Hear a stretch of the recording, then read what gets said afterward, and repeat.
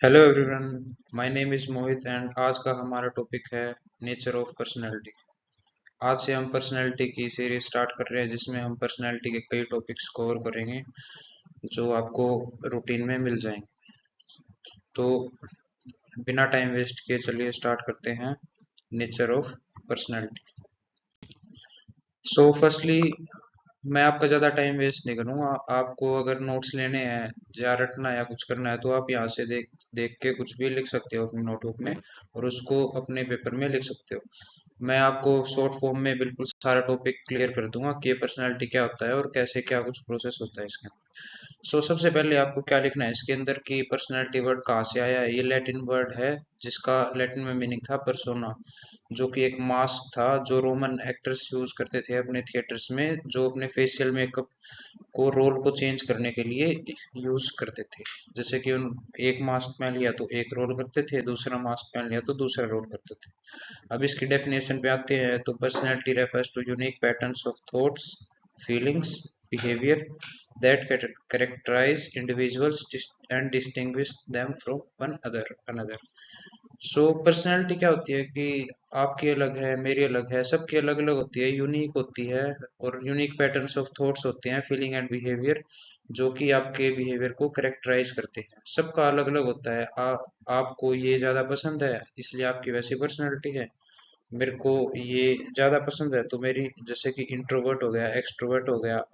आप एक्सट्रोवर्ट हो तो आपकी पर्सनैलिटी अलग होएगी, मैं इंट्रोवर्ट हूँ तो मेरी पर्सनैलिटी अलग होएगी। तो जो बड़े बड़े साइकोलॉजिस्ट थे उन्होंने बहुत सारे पर्सनैलिटी के टेस्ट निकाल रखे हैं जो कि हमारी पर्सनैलिटी को मेजर करते हैं। कि जैसे कि ट्रेट्स में मेजर करते हैं कि इंट्रोवर्ट है या एक्सट्रोवर्ट है। तो बहुत सारे टेस्ट है जिनके बारे में हम आगे डिस्कस करेंगे। सो आपको आंसर ऐसे ही सिंपल तरीके से नहीं लिखना, आपको बिल्कुल प्रॉपर एक साइकोलॉजिस्ट या दो साइकोलॉजिस्ट जितने भी आपके पेपर में आ रखा है, जितने भी नंबर का, उस हिसाब से लिखना है। दो डेफिनेशन तो मेरे हिसाब से लिख ही लेना। यहाँ पे देख सकते हो आप, 5 डेफिनेशन लिख रखी है मैंने, गॉर्डन एल्पोर्ट की, एल्बर्ट बंडूरा की, हैंस आइजेंक की और कैटेल की और बैरन की। मेरे को इनमें सबसे इजी लगती है कैटेल की और बैरन की।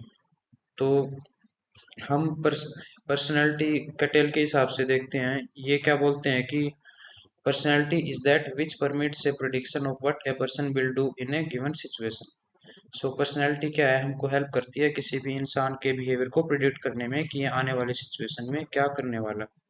और बैरन साइकोलॉजिस्ट जी क्या बोलते हैं, जैसे कि personality is a generally defined as individuals unique and relatively stable patterns of thoughts, behaviour and emotions. ये क्या बोलते हैं कि जो पर्सनैलिटी है वो सबकी इंडिविजुअल होती है, यूनिक होती है, और एक स्टेबल पैटर्न्स ऑफ थॉट्स होते हैं और बिहेवियर होते हैं और इमोशन होते हैं, जो कि इंडिविजुअल टू इंडिविजुअल वेरी करते हैं। तो चलिए हम इनके कुछ नेचर करते हैं, nature of personality. Stable and consistency. So जो हमारे पर्सनैलिटी ट्रेट्स होते हैं वो स्टेबल होते हैं और कंसिस्टेंट रहते हैं। Personality traits tend to demonstrate stability and consistency over time and across different situations.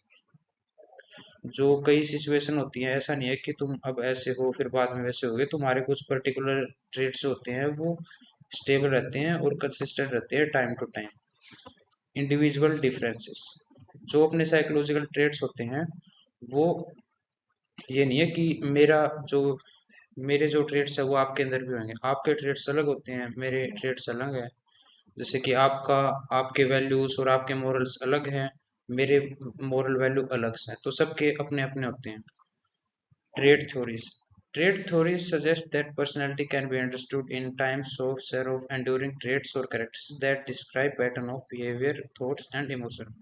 Trades कई टाइप के होते हैं, जैसे कि ये मैंने बताया था अभी, एक्सट्रोवर्जन हो गया, न्यूरोटिसिज्म भी आता है, openness are commonly studied in trait based approaches to personality.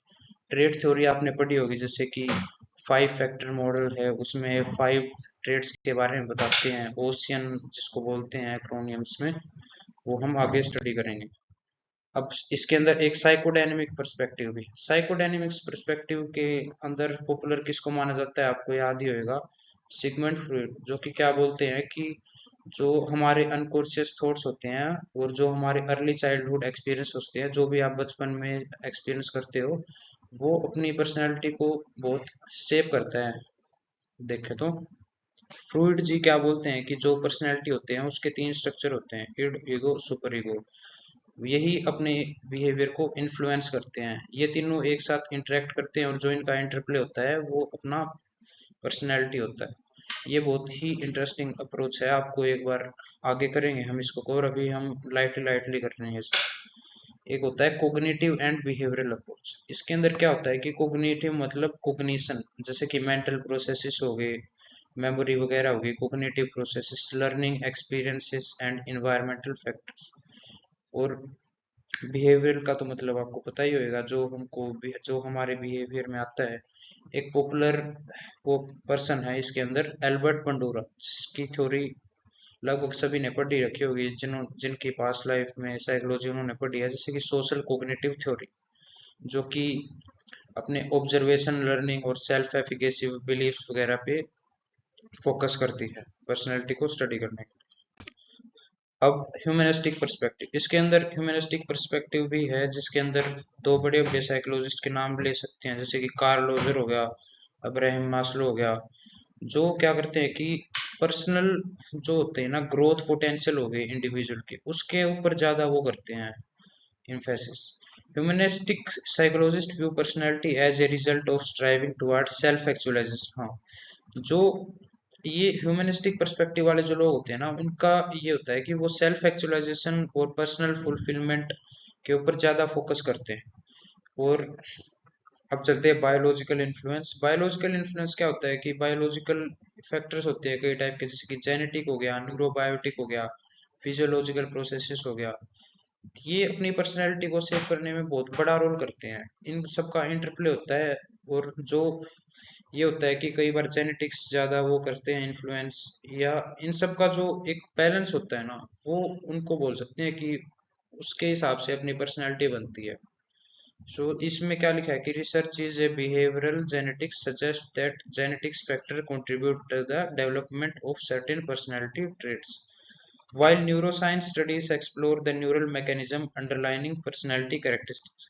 इसके अंदर एक नई ब्रांच आ रही है जो आजकल जो पॉपुलर हो रखी है, जो न्यूरो साइंस है। ये अपने न्यूरल मैकेनिज्म्स देखती है अपनी पर्सनैलिटी को स्टडी करने के लिए। So at last we will write interactionism, जो कि आप एक समरी बोल सकते हो कि जो हमारी जो पर्सनैलिटी है वो एक इंटरप्ले है, वो एक सबका मिक्सचर है, जो अपने साइकोलॉजिकल है, इन्वायरमेंट हो गया, बायोलॉजिकल हो गया। ये सब जो फैक्टर्स हैं वो सब मिला के जो एक कॉम्बिनेशन बनता है, वो हमारी पर्सनैलिटी को शेप करते हैं। आपको ये सबसे लास्ट में लिखना है, जब पूरा आप नेचर लिख दोगे तो आपको ये पॉइंट ऐड करना है, ताकि आप अच्छे से समरी में इंक्लूड कर सको इस पूरे नेचर को। This perspective highlights the importance of considering multiple levels of analysis in understanding the complexity of personality।